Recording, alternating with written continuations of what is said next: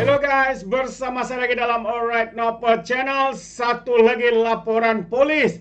Habislah abakau, rakyat semakin berang, semakin panas, semakin marah ya dengan kenyataan biadab daripada abakau ini. Ya, yang membuat tuduhan ya seakan-akan mempertikai, menghasut ya berkaitan dengan perlantikan Perdana Menteri dan juga penubuhan kerajaan perpaduan. Kononnya beliaulah yang patut untuk dijemput ke istana untuk menjadi Perdana Menteri. Tidak habis-habis lagi meroyan sahabat-sahabat semua. Semua ini berlaku dalam satu ceramah beliau. Ya, kenyataan ceramah beliau yang dibuat di pilihan kecil Dun Negeri, dan akhirnya calon PAS Bersatu telah kalah terkulai dengan begitu teruknya ya apabila ditolak oleh rakyat Kelantan di Dun Negeri. Dan selepas kemenangan ini sahabat semua, kita mendengar kenyataan yang mengejutkan daripada Zaid. Bukan Zaid Hamidi, tetapi Zaid yang mengatakan Datuk Seri Anwar adalah pemimpin pilihan. Jadi kenapa berubah arah kenyataan itu kalau sebelum ini seringkali memberikan kritikan kepada Perdana Menteri kita, tetapi lain pula kritikannya hari ini. Jadi untuk yang pertamanya saya ingin membawakan Anda suara ya anak muda ya yang pula membuat laporan polis ya. So kalau kita lihat kenyataan ini, isu 3R pemuda dan puteri UMNO di Pekan Pahang buat laporan polis terhadap Muhyiddin Yassin. Jadi ini satu lagi laporan polis yang dibuat oleh pemuda dan puteri UMNO.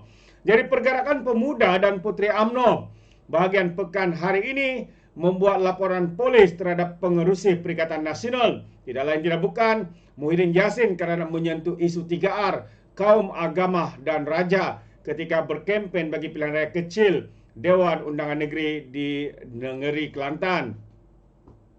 Ketua Pergerakan Pemuda UMNO bahagian pekan Muhammad Fakrul Akmal Muhammad berkata, Muhyiddin dalam satu ceramah mengeluarkan kenyataan menyentuh kewibawaan Sultan Pahang Al-Sultan Abdullah Riyatuddin Al-Mustafa Bilasyah ketika baginda menjadi Yang di-Pertuan Agong yang ke-16. Beliau berkata, bekas Perdana Menteri itu selaku individu yang berpengalaman dalam bidang politik tidak sewajarnya mengeluarkan kenyataan menyentuh institusi diraja dan perlu menjadi contoh yang baik kepada pemimpin muda.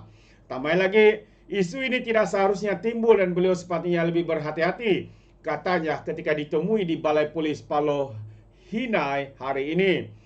Muhammad Fakrul berkata, laporan itu dibuat antara lain bagi mempertahankan Kesultanan Pahang dan menuntut tindakan tegas terhadap Muhyiddin supaya isu sama tidak berulang, terutama yang menjelang PRK Dun Mahkota.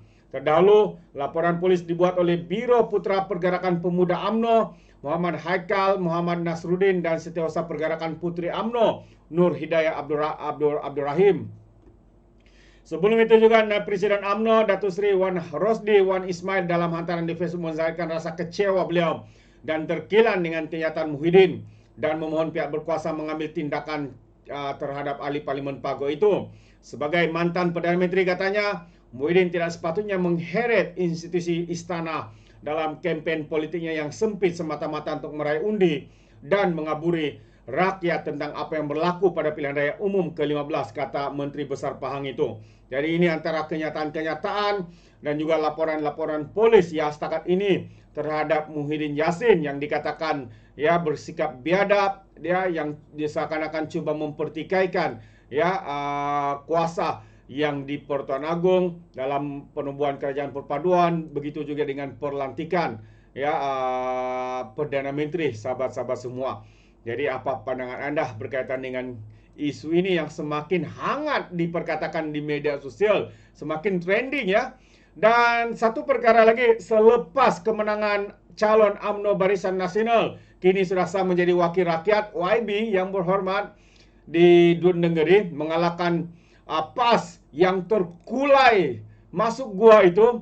Zaid, seperti mana yang kita tahu, Zaid ini seringkali ya membuat hantaran-hantaran mengkritik Datuk Seri Anwar, Kerajaan Perpaduan dan sebagainya. Hari ini, apabila BN menang di Negeri, bermaksud Anwar pemimpin pilihan. Apa maksud beliau, sahabat semua? Ya, dengan berkata seperti itu. Jadi mari kita lihat kenyataan penuh ini yang saya petik daripada Malaysia kini. Bekas Menteri Undang-Undang Zaid Ibrahim menyifatkan kemenangan terbaru BIN dalam pilihan raya kecil negeri sebagai kemenangan Perdana Menteri Anwar Ibrahim. Mengulas di X, Zaid berkata, kemenangan gabungan itu di negeri mengejutkan kerana dia meramalkan Perikatan Nasional calon PAS akan meraih kemenangan tipis. Apa yang mengejutkan katanya? Apakah maksud keputusan ini? Kepentingan sangat besar soalnya. Ya, Anwar adalah pemimpin pilihan, katanya lagi. Dun Negeri yang terletak di Negeri Kelantan, pimpinan PAS menyaksikan kekalahan terbesar PN sejak PRU yang ke-15. Dan jumlah keseluruhan undi yang diterima PN merosot daripada 6.517 kepada 5.739 undi. Di Negeri secara rasmi ditanggi oleh Bersatu, tapi hanya menyertai PAS itu dari PAS 2 hari sebelum penamaan calon. Manakala calon yang dicadangkan oleh Bersatu diketepikan. Jadi, apakah yang dimaksudkan oleh Zaid ini bahwa Datuk Seri Anwar Ibrahim adalah pemimpin pilihan? Jadi mungkin beliau menyatakan bahwa Datuk Seri Anwar Ibrahim individu yang kini semakin diterima oleh seluruh rakyat Malaysia. Ya, walaupun di negeri Kelantan, negeri pembangkang yang dikuasai oleh parti PAS berkurun abad ya, 34 tahun.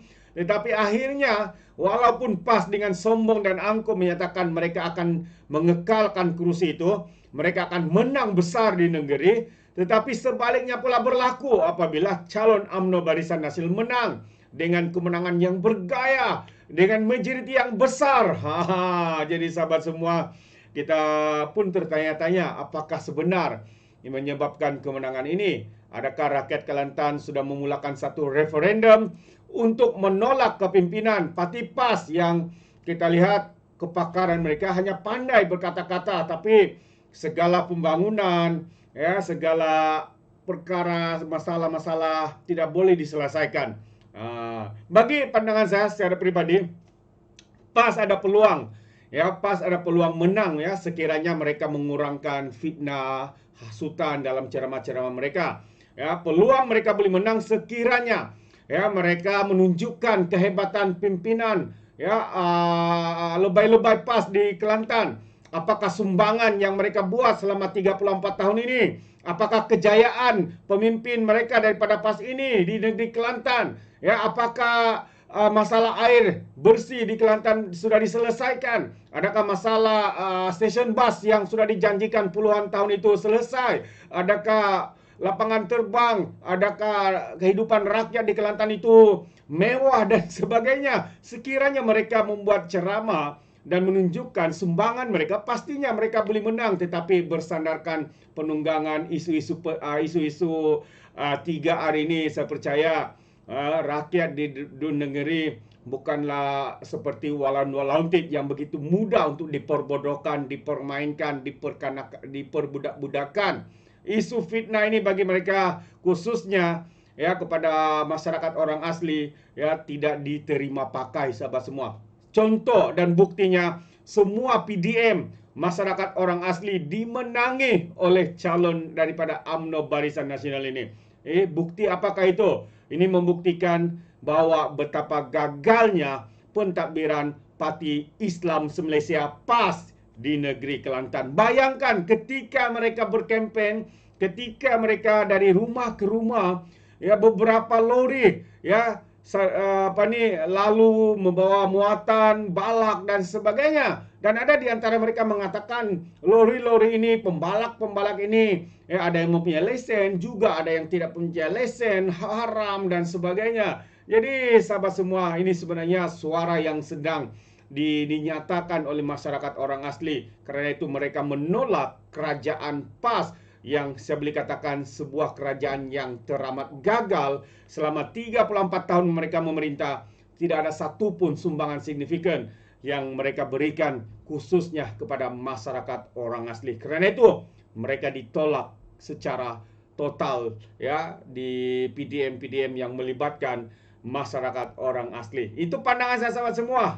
Tapi apapun sekiranya walau tidak bersetuju, mungkin anda boleh berikan hujah apakah sumbangan, apakah kemajuan, bagaimana Kelantan membangunkan ekonomi mereka. Mungkin anda boleh berikan walaun-walauntit, ya, lebay-lebay, sitra-sitra pembangkang, berikan jawapan atau senarai pendekkan atau senarai panjangkan sumbangan kerajaan PAS di negeri Kelantan ini. Kami sedia menunggu dan membacanya. Jadi terima kasih. Sampai di sini saja. Sekiranya anda mau berikan sebarang komen, pandangan berkaitan dengan isu ini, ya, khususnya Abah Kau yang semakin panas rakyat di luar sana kerana kenyataan beliau. Itu dia. Jadi anda boleh berikan komen dalam ruangan komen, tapi ingat komen dengan cara berhemah. Terima kasih. Izinkan saya untuk mengundurkan diri dan seperti biasa peribahasa mengatakan, tapapun kangkap dua ton keinginan. Dalam bahasa Melayunya, tepuk dadah, tanya selera. Sekian saja daripada Alright Nopo Channel. Kita berjumpa lagi. Bye-bye.